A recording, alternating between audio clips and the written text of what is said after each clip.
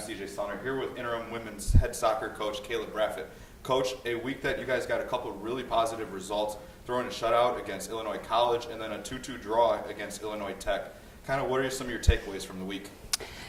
Yeah, this week was great defensively. I think our two center defenders, Emma and Kayla, are finally starting to work together, working on the shifting that we had issues at the beginning of the season.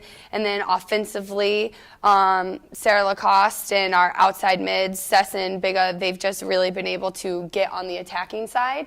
And we finally are having an attack. So I think that's been a huge difference, the defensive shift, and then just us actually being a threat in the attack. I think as a whole that threat kind of starting to really poise itself as for 90 minutes, because even when we got into the overtimes, you guys still created chances going forward. Yeah, it's been awesome. Luckily in practice, they're just taking away what we're doing in practicing, and they're really applying it into the game.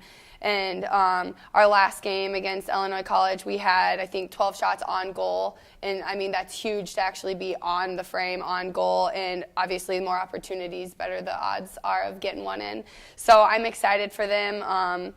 They've been a team that's recently been able to find a way, and they're taking those half chances in the attack, which we weren't doing at the start of the season. And I think it's showing the development of the freshmen, too. Having two freshmen score those goals against Illinois College, and that's not an easy thing to do. A 3-hour bus ride, it was hot, it was humid, and the freshmen kind of stepped up and really find the back of the net. For sure. Our freshmen's a solid group this year. Just whether it's coming off the bench or Bree, she's been starting in our back line for about 4 games now.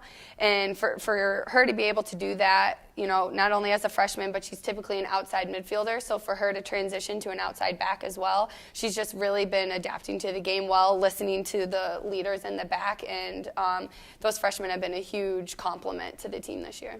And we got to talk about goalie Maddie Kroll helping be a part of that shutout. Her and Allie have done a fantastic job in net for, as there's been a lot of transition with you guys, kind of people and pieces kind of moving all over in that back line. Yep, definitely. You know, a great thing about Allie and Maddie is they're very competitive in practice, but just as competitive they're also encouragement to each other. So I think that's a unique relationship that they have. They want each other to do well, and so they push each other, but they also recognize and applaud the other person for when they do well. So I know Allie was extremely happy and excited that Maddie had, you know, some big-time saves.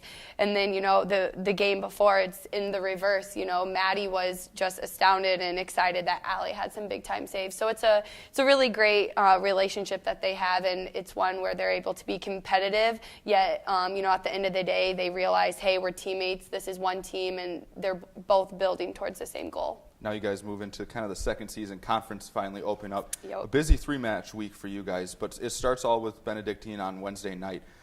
What kind of game plan do you guys have to do, and what adjustments do you guys kind of have to make to continue to grow after such a good week?